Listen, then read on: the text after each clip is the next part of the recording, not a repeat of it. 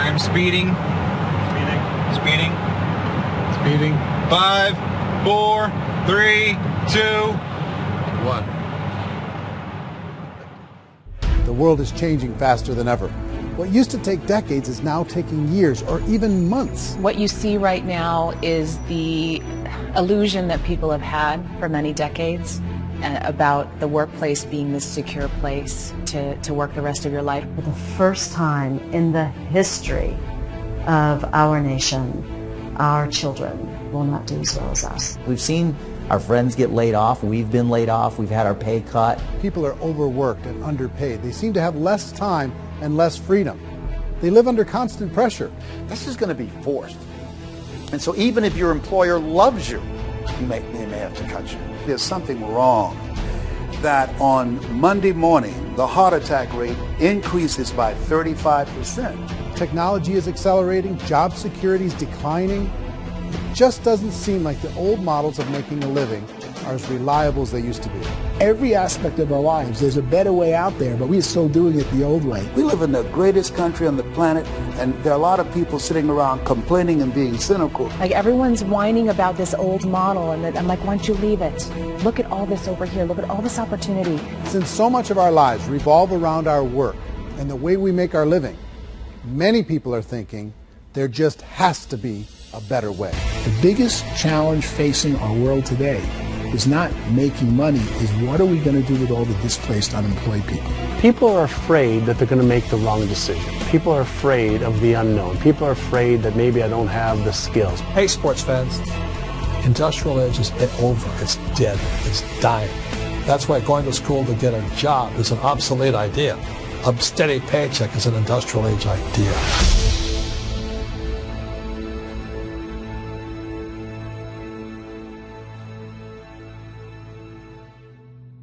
It's the search for answers that has brought us here together today. My name is Eric Worre, and for almost 30 years I've been an entrepreneur, struggling at times, but ultimately succeeding. As a best-selling author, speaker, and business owner, I've spent my entire career helping millions of people around the world to become entrepreneurs. And I believe strongly that there is, in fact, a better way when it comes to how we make a living. The career landscape has changed dramatically, and many are still working in a model that is completely out of date. What worked for previous generations isn't working as well for people today. In this film, we're going to explore 3 important questions. First, what's really going on in our working world today? Second, in this new economy, is it better to become an entrepreneur, or is it safer to work for someone else? And third, if a person decides to become an entrepreneur and start their own business, how can they do it without taking on massive risk? To help in this journey, I've brought together some of the greatest experts and thought leaders in the field of entrepreneurship to share the real facts with you. My intention is to give you new information that will allow you to make choices that are not limited by an old, outdated model. Let's start by understanding what's going on in our working world today.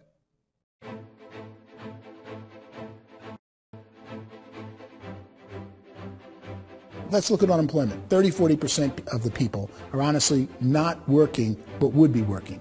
What our government does is if you haven't found a job in 6 months, we don't call you unemployed. We pretend you dropped out of the labor force. I've often said that unemployment, particularly structural unemployment, that's unemployment due to technological changes, is the first sign of economic growth.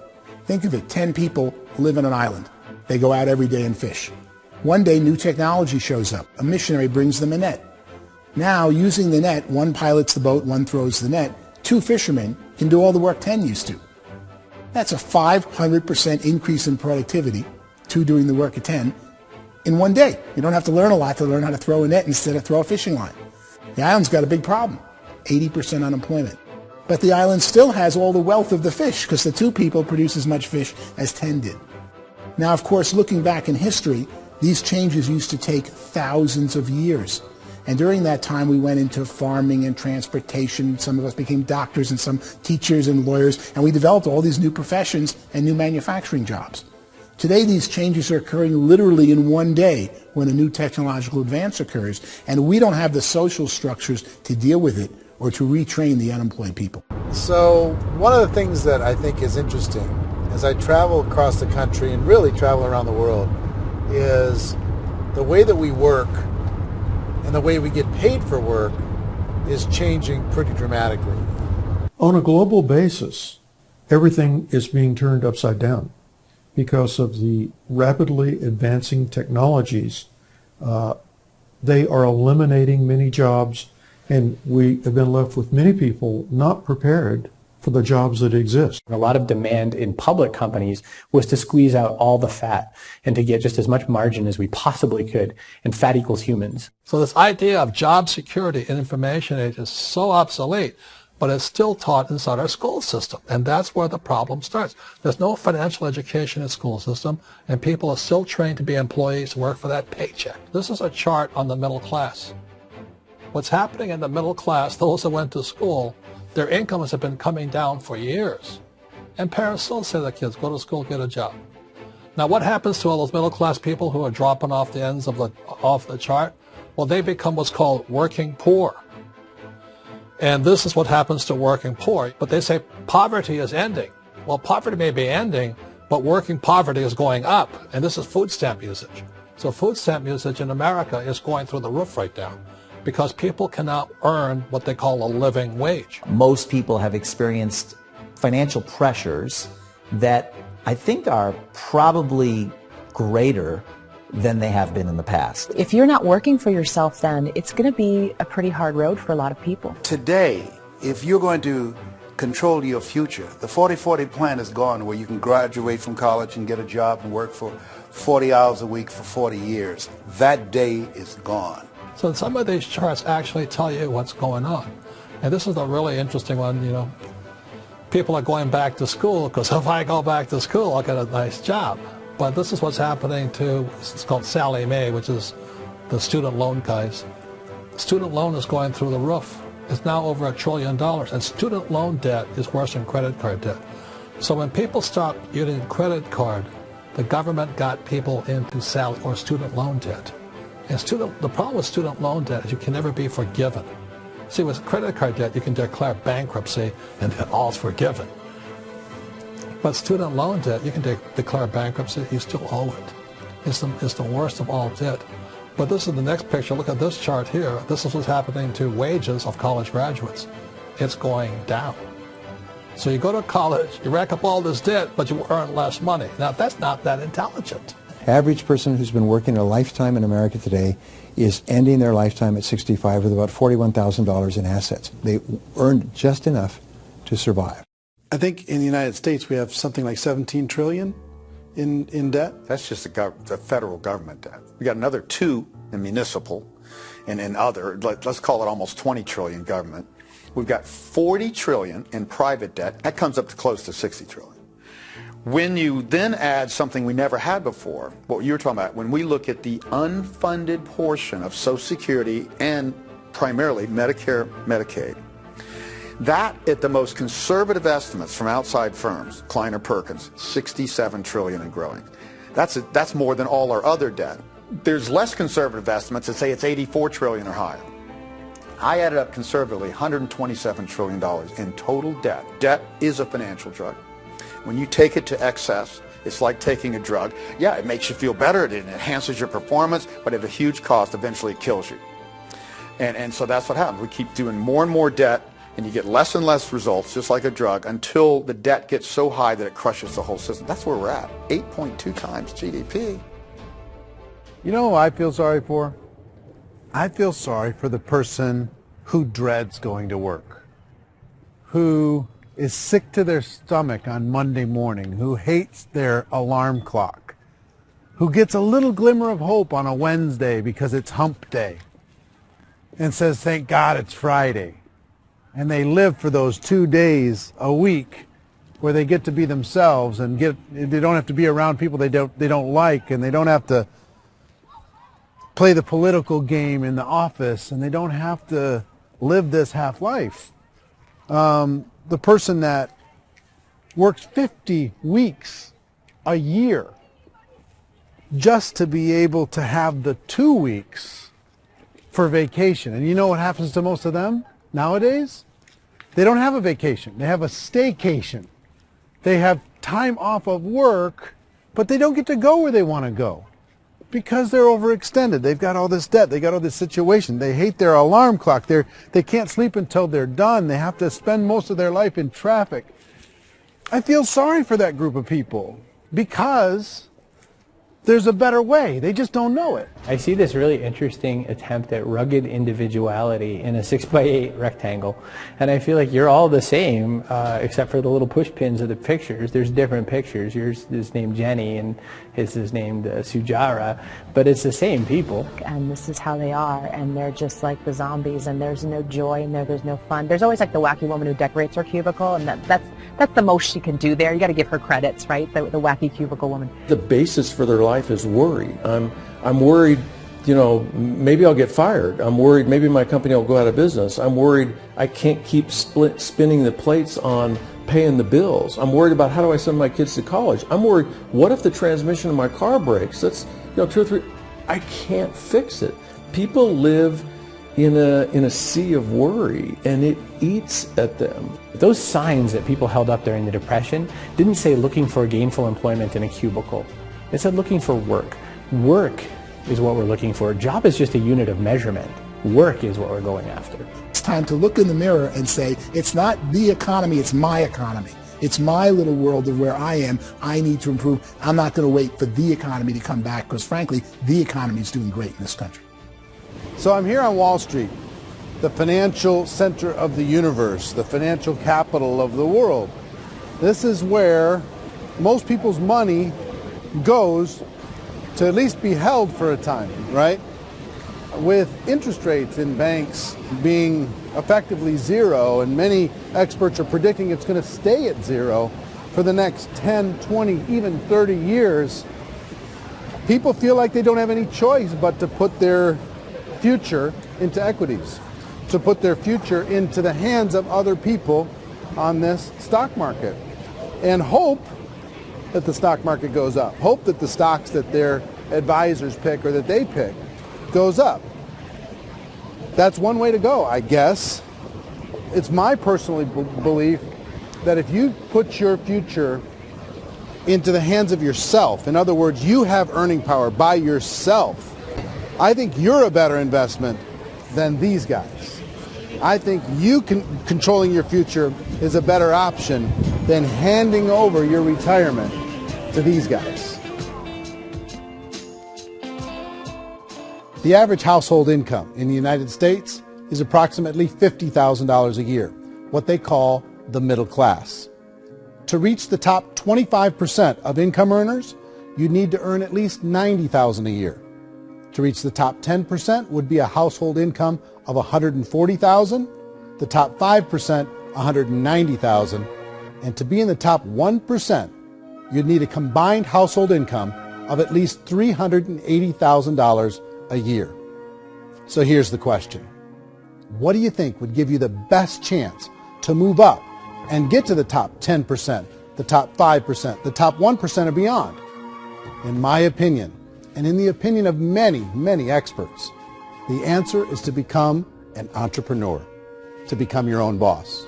I think you have to be a business owner. I can't, the only time I ever say to someone it'd be great to be an employee is when they've already told me they've surrendered. I only tell people who are wounded spiritually that they should be an employee. And it's that feeling that you get when you pick up the backpack off the little Cub Scout and say, "Don't worry, little guy, we'll get you back to the camp."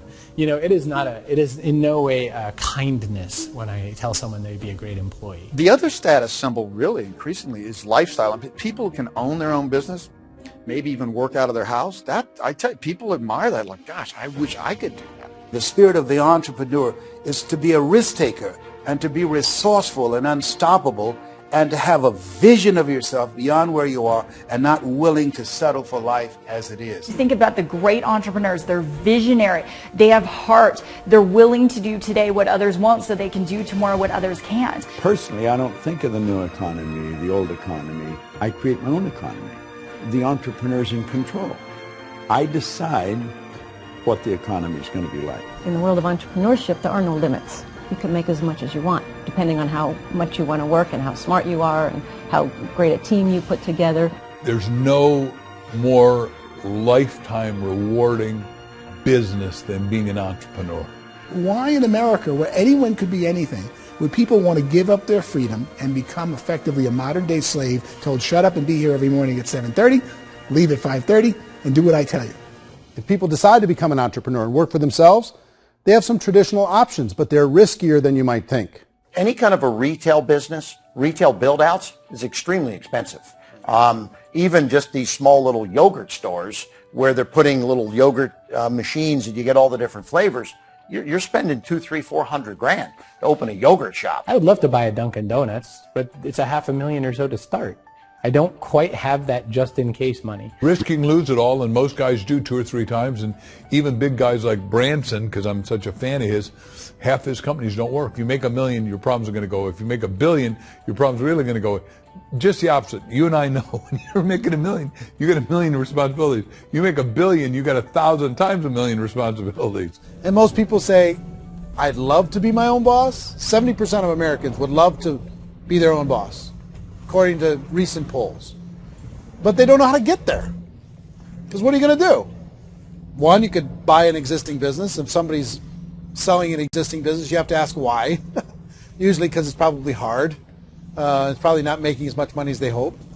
2, they could buy a franchise. A little less risk, proven system, but it's expensive to be able to do that. 3, they could start something from scratch. And that's where a lot of people feel like, I don't have the chops to do it. I don't have the money. I don't have the product idea. I don't have the expertise. I don't have whatever it's going to take to be able to get there, and I can't risk my family to do it. So 4th, they could become an investor.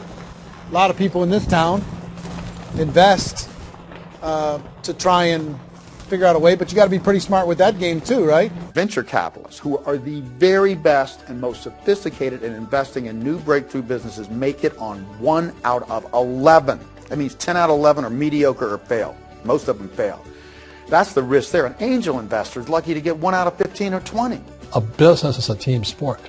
Like, I have to have accountants, I have to have engineers, I have to have system designers, I have to have sales, marketing, I have to have accounting, I have to have mission statements, I have to have legal and all that. The average Joe Schmo, even me, I go out there, I don't have the skills to put a business together. I think the bottom line for the 4 traditional options is they take money, sometimes a lot of it. They take expertise, and they take time. All of that adds up to just too much risk for most people. I bought a business from somebody else, and it was a lot of work. And you start wondering, what did I just buy? Because I guess ultimately I own your email list, and I just overpaid for it. People that start their own business, they spend a lot of money, they spend a lot of time, a lot of effort to get things started. And the more you invest on the upfront, the harder you typically work at it. Well, I can tell you what the success rate is of a restaurant. What is it? They're crazy enough. About 90% of them fail. About 90%. In how quickly? Year less. Wow. And if we're talking non-franchise, we're talking franchise, Sure. That's totally different. Yeah. But our students aren't getting franchise restaurants. You got to invest big money. Exactly. And with someone like McDonald's, you've had to work with the company for a long period of time, really know the To even have a chance of investing $1 million. have a chance, and it's a slim chance. What if there was a way that you had all the proven aspects, the comfort aspects, and you could still control your own life? What if there was both? In other words, you didn't have to create everything from scratch. You didn't have to be a super leader. All you had to do, what if there was a proven product already? You didn't have to create the product. And there's a proven system already, proven training already. Everything except an employer. That was the only thing that you didn't have. Do you think more people would be open to working for themselves in that environment?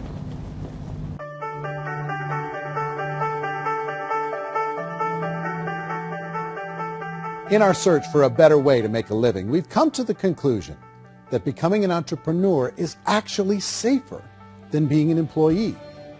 And through our look at the entrepreneurial options, one particular path kept coming up from expert after expert. And I think most people will find it surprising because it's certainly a non-traditional business model. That model is for people to start their own business and become an entrepreneur through the creation of a network marketing business. Some people call it direct selling because the product is being sold directly from the manufacturer to the end consumer, cutting out the middlemen. Other people call it multi-level marketing, or MLM, because there are multiple levels of commissions paid. The most common term today is network marketing, because network marketing best describes using a large group of independent distributors, independent entrepreneurs, to move a product or service more efficiently. So my friend here, Donald Trump, and I, we always write about the network marketing industry. And the reason we support the network marketing industry is because it really is a business school for entrepreneurs. Because most people come out of school looking for a paycheck. Oh, that's terrible. I went to network marketing like that.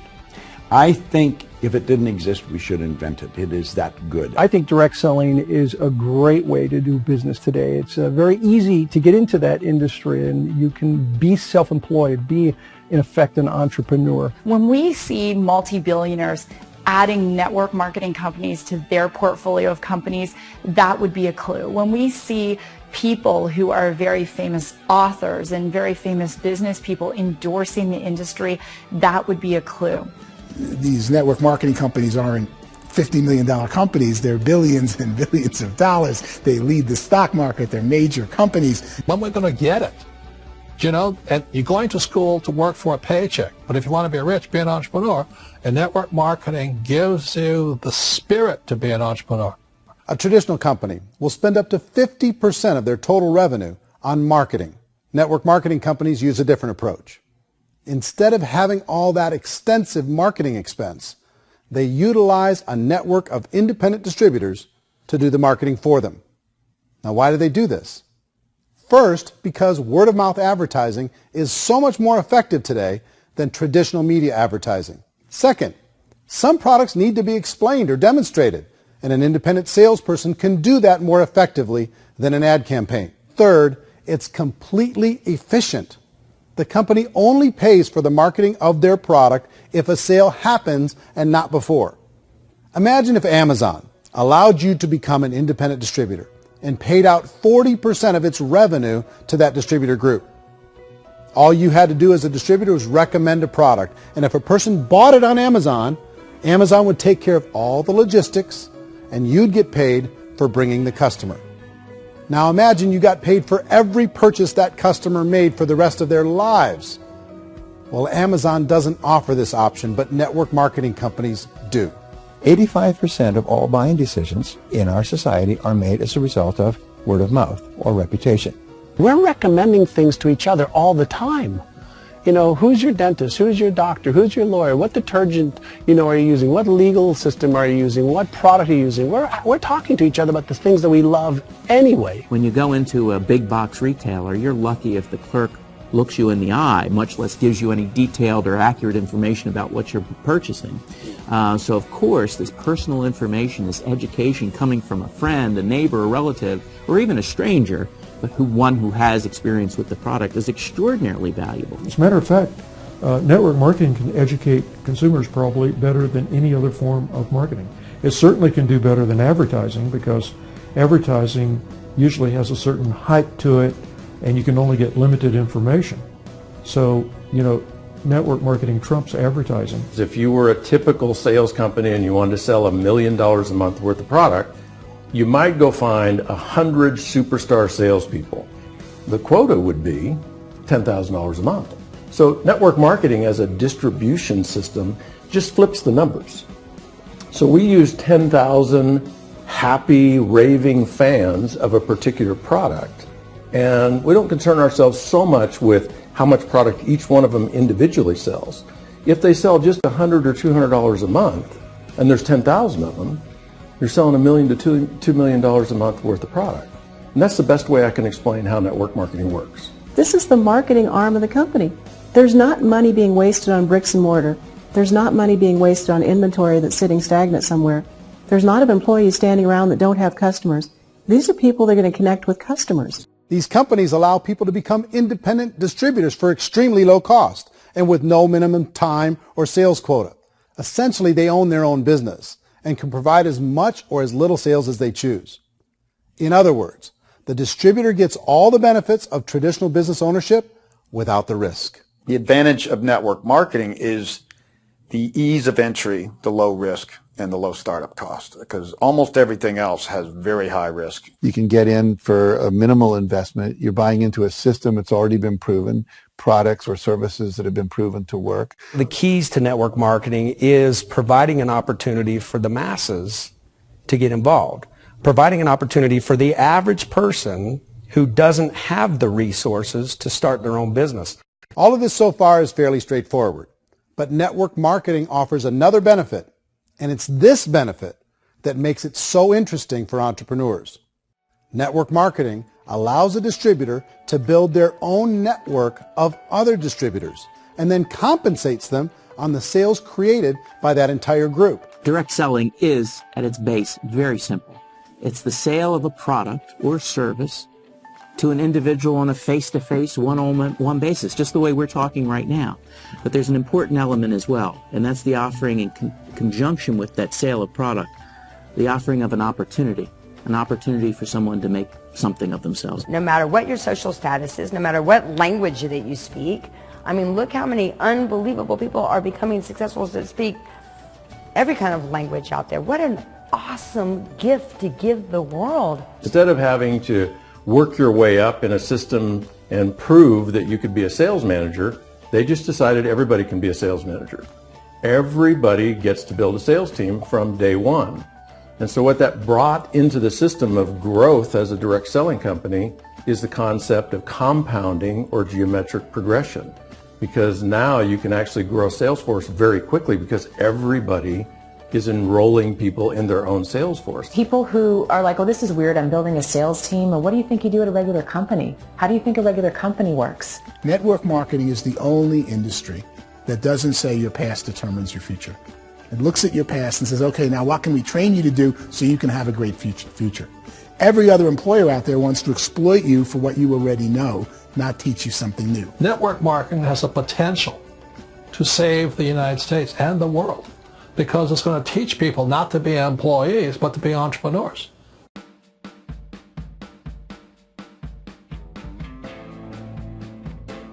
According to the Direct Selling Association, if you add up all the network marketing companies around the world, they combine to do over $178 billion a year in retail sales. To give you an idea of how big that really is, the NFL, the National Football League, does approximately $9 billion a year. The music industry does a little more than $16 billion a year, and the movie industry does about $80 billion a year. Using a conservative average, network marketing companies pay their distributors about 40% of that $178 billion in the form of commissions, which adds up to more than $71 billion a year. That's almost $6 billion a month. It's almost $200 million in commissions every single day. So it's certainly working, and people are making serious money in network marketing. With the growth of the direct selling industry over the last 10, 15, 20 years, we've seen a broader understanding of the channel. We have seen more and more people getting involved in the business, so our penetration in the marketplace has increased, and thus the understanding in the marketplace of who we are has increased. And we've seen non-direct selling companies look at the direct selling model and say, something's going on there. People are making money. Companies are being profitable, individuals are being motivated, product is being delivered to market. Maybe we should explore this. Some people think only the people at the top make money. Well, let's take a look at that as well. In the network marketing profession, there are roughly 500 people in the world who earn over $1 million a year. If you round that number up to $2 million a year, that adds up to about $1 billion a year. That takes the $71 billion paid out each year down to $70 billion. So where does the rest of the money go? The vast majority goes to part-time people making anywhere from a few $100s a month to many thousands of dollars a month. It goes to people who choose to make it a full-time career move and earning even more than that. Every day, people are using the money they earn through network marketing to pay off debt, have more fun, and improve the quality of their lives. Everyone I know in network marketing has been doing that since the 50s. They go to work when they want to go to work. They stop working when they want to take time with their children to have a leisurely breakfast and discuss issues and driving to school. They go back to work when they get home, wherever they're working out of. The biggest thing that I've seen is people that have become much happier in their life. MLM has probably made more millionaires of more people in more countries, and I've spoken to them in 67 countries, than any other single form of business, starting from nothing. If they have a choice between working a job for the next 10 years or working a network marketing business for the next 10 years, the result of working the network marketing business will be better. A lot of people within the industry go on and make this a career and do extremely well at it. Network marketing has been nothing but good for everyone I know that's been involved with it because they did it seriously and they played full out and they've been very successful. It's been a constant barrage of success stories and people showing off stuff that they got as a result of it. How many people are involved? Approximately 16 million Americans and 96 million people around the world are currently participating in network marketing. And in a recent poll, 82% of those people report a good, very good, or excellent experience with network marketing. So people are happy.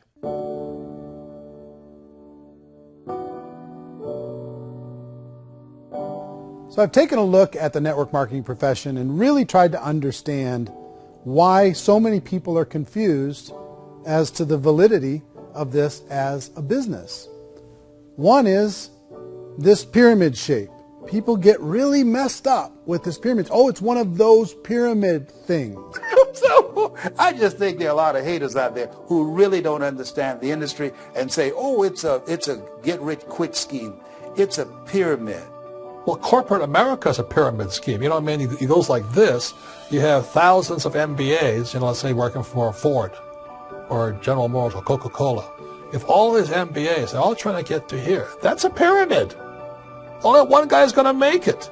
Every 10 years, one's going to make it. Whereas you look at network marketing, it's like this. So you're here, and your job is to develop other CEOs coming up behind you. So it's an inverse pyramid. In network marketing, it's a very simple concept. If you sell product, you get paid.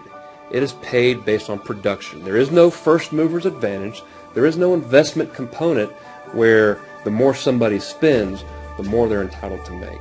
So the two are polar opposites of each other. It doesn't matter what shape the company is or the compensation plan is shaped, whether it's a circle or a pyramid or a triangle or a trapezoid, it doesn't matter. If compensation is coming primarily from recruitment, then you've got a problem.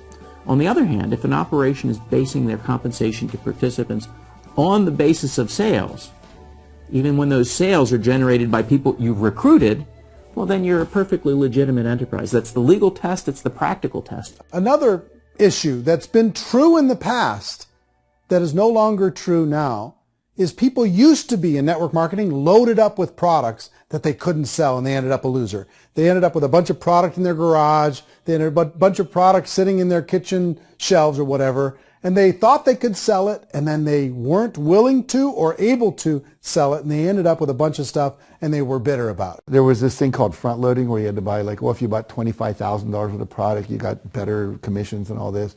Today, it's almost all done by computer. It's direct mail comes from a warehouse somewhere else. You don't have to have all this inventory. You don't have to stock up. It's a paperless world now. Most of it's done online. You have a back office.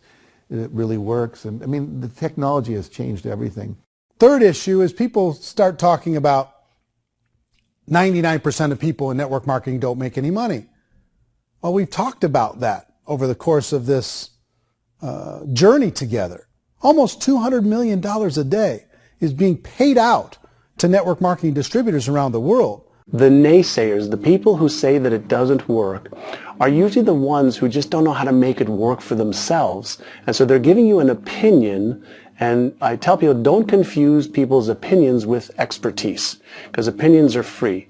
And don't confuse sincerity with the truth, because people can be sincerely wrong. But here's the reality inside of network marketing. The vast majority of people that get involved in network marketing just become customers and they get involved to be able to purchase product at a lower price. If you take Costco as an example, if a person goes into Costco and gets a membership to Costco so they can get a lower price on the product, we don't call that person a loser because they have a bunch of product that they walked out with a smile on their face. Yet when some people want to take a look at network marketing, they say, well, those people, they're just using the product and they aren't earning an income, so they must be a loser. They're not a loser. They're a happy customer. That's the vast majority of people that are involved in network marketing. Now, a smaller percentage of those people decide to go build a business. They earn $300 a month, $500 a month, $1,000, $2,000. That's the bulk of earnings in network marketing. And then there's the few that really decide to take it serious, really decide to build a large network, really work to make that network very, very productive. And those people make huge amounts of money and there's no cap. What I do as an outside economist, just somebody looking at this industry like any other industry I speak and say, look, what's the realities of this? 1% do incredibly well. 10% generate some additional income at pretty low risk and effort. That's fine. And 90% of people roughly end up customers. One thing that I think is real when it comes to people's perceptions about network marketing is people put this, and distributors, I think, involved in network marketing have some responsibility for this. They have sometimes unrealistic claims about the product or about the income. Most people who become distributors, they want the money, they want to be successful, but they don't have the skills. They don't know what to do. And when people don't know what to do and they're in a new business, they're scared. And when they're scared, they panic and desperation kind of sets in. So they think everyone they talk to has to get in. So if I talk to you and you say, well, no, I don't have time to do that, they're like, no, I need you. You have to do this or I won't be successful. So I start clawing on you. I start that desperation. So then I start making claims about the product, which are not appropriate, probably not even true. Or I start saying, oh, let me show you how you can make all this money and you don't have to do anything, Eric. And so you just totally misrepresent the opportunity, and you're clingy with people because you think you need everybody to be successful, and you don't. You know, one of the messages that I try to deliver most forcefully to companies as well as salespeople in direct selling is that you don't have to overpromise. The reality is in network marketing, there's a lot of hard work involved. There's a lot of effort. You're going to have to develop yourself. It's a business like anything else. It's going to take some time, but in my opinion, it's better.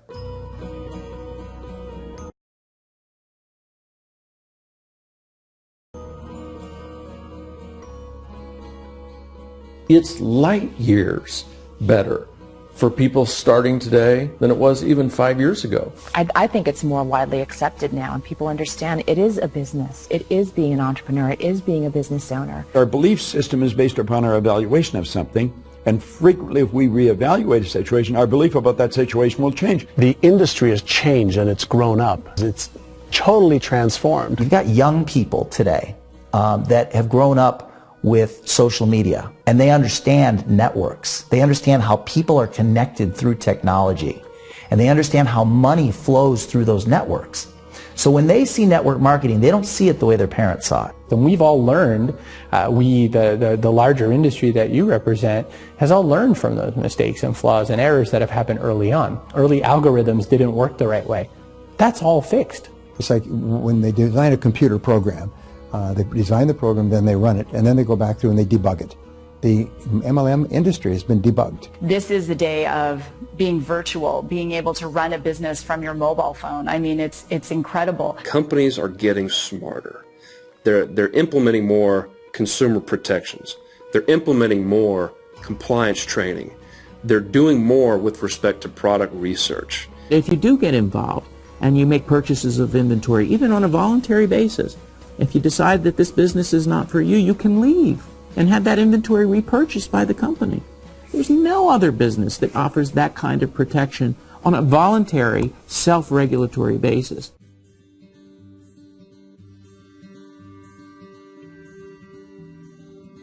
If you decide to look further into a network marketing business in order to generate more cash flow for your family, I would recommend reviewing the following 4 elements.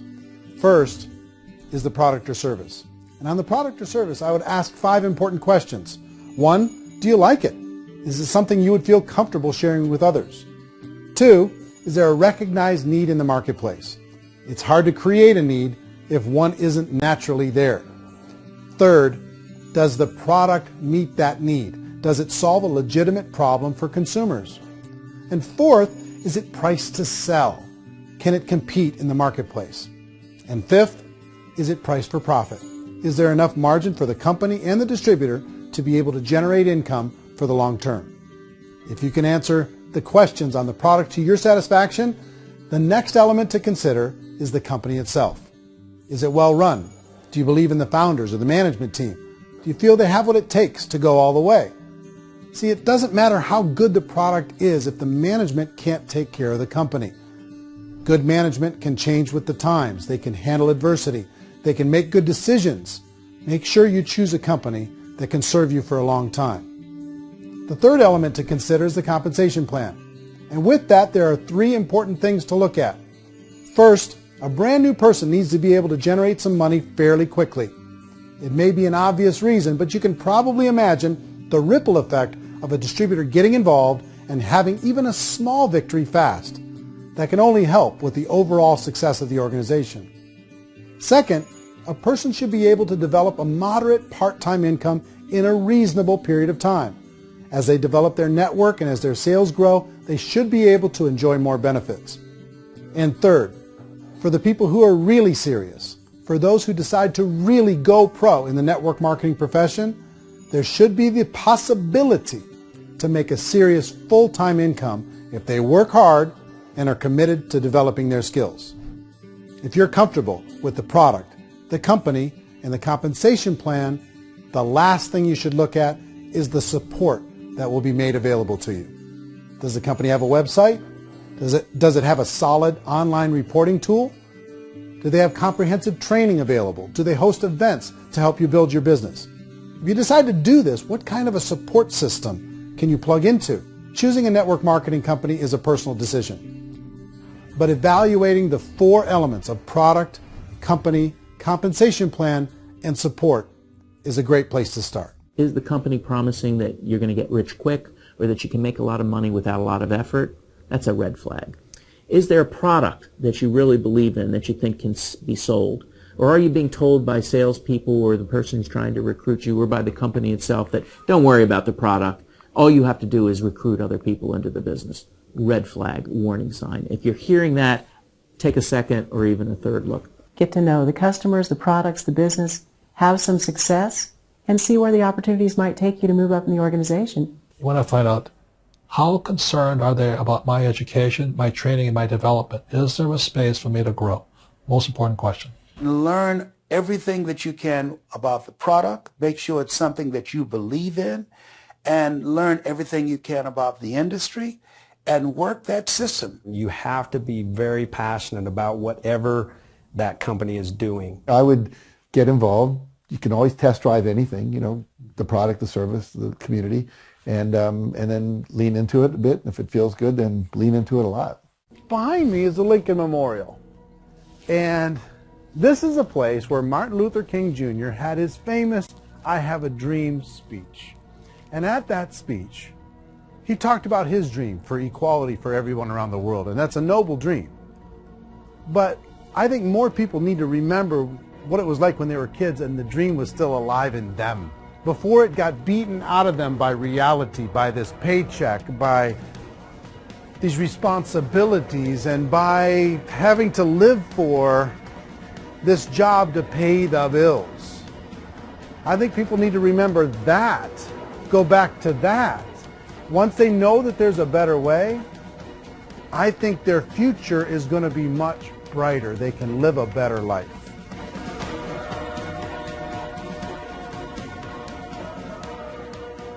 So if you're considering getting involved in a network marketing company, let me offer you just a few pieces of advice. First, network marketing isn't perfect. It's emotional. It's challenging. Like any entrepreneurial venture, it can have its up days and its down days. But if you have an entrepreneurial bone in your body, it's just better. Second, if you're going to do it, decide to be professional. Decide to go pro. It's better to do that than just be this amateur sticking your toe in the water.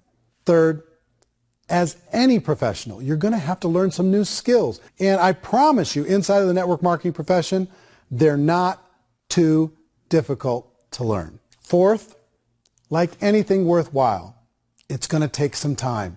Don't expect that you're going to get to the finish line right out of the gate. And fifth, it's worth it. It's worth it to be able to take charge of your life again. It's worth it to be able to control your own financial situation. It's worth it for the people you're going to be able to spend time with. It's worth it for the things you're going to be able to see and the experiences you're going to be able to experience. It's worth it for the causes you're going to be able to contribute to, the lives you're going to be able to touch, the customers you're going to be able to help, the friendships you're going to be able to develop. I promise you, it's worth it. Remember, most people are searching for answers just like you are. But I do have to tell you the catch to network marketing. If there is a catch, if you want to understand this from an emotional point of view, people say, well, it sounds too good to be true. It's not. It's hard work. But here's the catch. Most people still don't understand it. So you're going to have to endure the loss of social esteem from ignorant people. The uneducated will think less of you. Now, if you can handle that, you're on your way. If that's going to destroy you, you know what? Entrepreneurship in general probably isn't in your future. If you can face that catch, you can become unstoppable. I want everyone to really contemplate this if they're not in network marketing.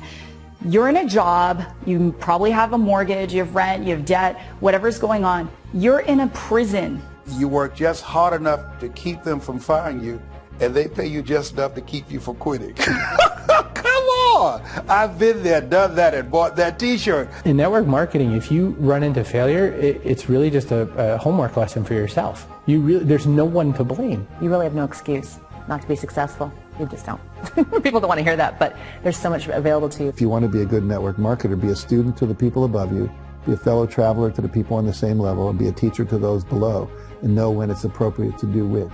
People who are not afraid of asking people to buy things, or not afraid of persuading people with a chance they may say no, these people own the future. Nothing happens until something moves. So you got to go move, you got to go do something, or nothing's going to change in your life. In the beginning, you're going to do a lot of things that you don't get paid for. But as you go down the road, you get paid for a lot of things that you don't do. And your job is rehabilitating the spirit, the entrepreneur spirit in all of us. We get it back. You either give it a strong yes or a strong no, but no wishy-washy, dilly-dally stuff in the middle. There's dreams and there are nightmares, but I believe that the biggest nightmare of all is when you don't pursue your dream. You're going to see some monumental growth in this profession. It's an exciting, exciting time to be involved with the network marketing profession. The next 10 years, I see just exponential growth. When that tipping point comes, it's not a matter of asking somebody, have you ever heard about network marketing? You're really asking them, which company are you building your wealth in? We are here to fix the world, to improve relationships with other people, to improve other lives. And the real reward comes as an entrepreneur in any level from teaching somebody something and watching them soar. There is no greater reward.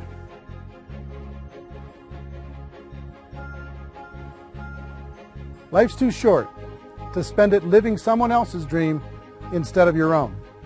It's too short to spend it living at a fraction of your potential.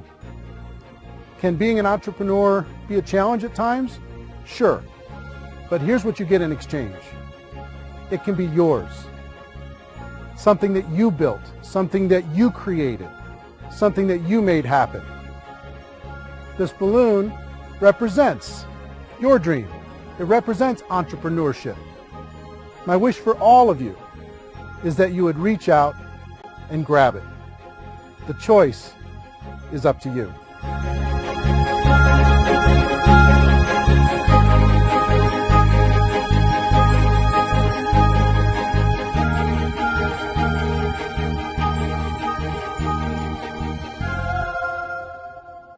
Hey, if you're involved in network marketing, there's a book that you need to read. It's called GoPro, 7 Steps to Becoming a Network Marketing Professional, and I want to send it to you absolutely free anywhere in the world. All you have to do is cover $6.95 for shipping and handling, and I will send it to you. This is the #1 book in network marketing. It has sold more books around the world in many, many different languages than any other network marketing book, and it will help you become a network marketing professional. It'll help you develop the skills necessary to build a big business in this profession. So click on the link on this video or go to freegoprobook.com, and I'm happy to send it to you. I can't wait for you to get the results from this book. Check it out.